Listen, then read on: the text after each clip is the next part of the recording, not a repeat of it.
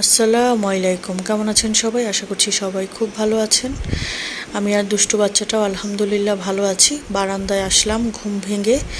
তো এখানে এসে দেখি এই মানি প্ল্যান্টটার লতাটা অনেক লম্বা হয়ে গিয়েছে। তো কোথায় সেট করব চিন্তা করছিলাম, খুঁজে পাচ্ছিলাম না।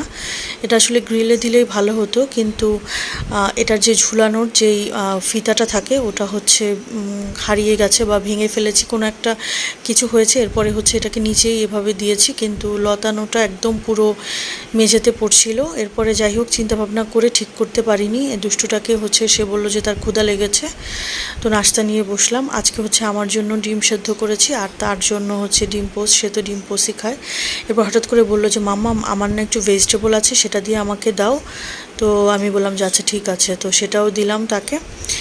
কি রান্না করব একদিকে মাসের শেষ আর মাসের শুরু।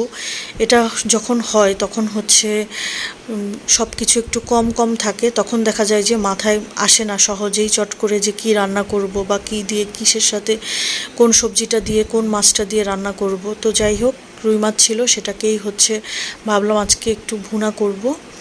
তো ভুনা বলতে একটু ভাজা ভাজা করে পেঁয়াজ মরিচ দিয়ে সেভাবে আর কি, সাথে একটু পটল ভেজে নিব।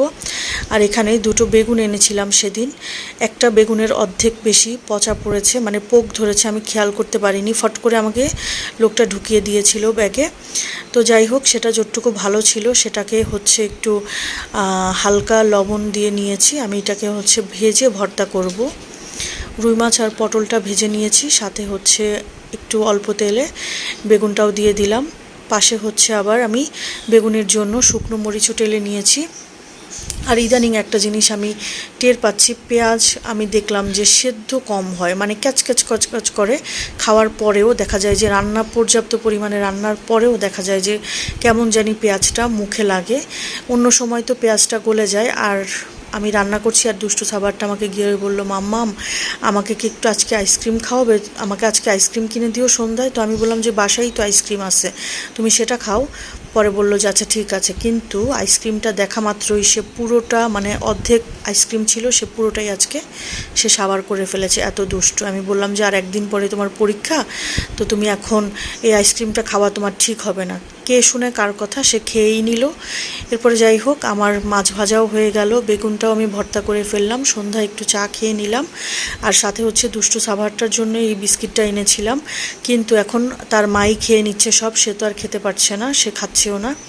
এরপর আবার নিচে গেলাম, একটু সবজি নাই আর হচ্ছে কলা নিয়ে আসলাম, পাকা কলাই, ওটা ওটা হচ্ছে কাঁচা, ঘরে রাখলে পাকবে। আর একটু ভাজা পোড়া নিয়ে এসেছিলাম সাথে করে আসার সময়। তারপরে এই দুষ্টুটাকে পড়তে বসিয়ে দিলাম, বললাম যে পড়তে বসে যাও তাড়াতাড়ি করে। এই যে দেখেন দুষ্টুটা পড়াশোনা করছে, একটু হালকা পাতলা খেয়েছে আমার সাথে, আর তেমন কিছুই খায়নি। তো এই দুষ্টুটাকে কি আর করব, এই যে সব কিছু নিয়ে সে পড়তে বসেছে, তার খেলনা। আর আমি হচ্ছে সেদিন পেয়ারা এনেছিলাম, আজকে একটু পেয়ারা খেয়ে নিচ্ছিলাম, সেই দেশি পেয়ারা। আর এই দুষ্টু বাচ্চাটা আবার ফাঁকি মারার চেষ্টা করেছিল, তো এরপর আমি এসে বসলাম। তো আজকের ভিডিও এই পর্যন্ত।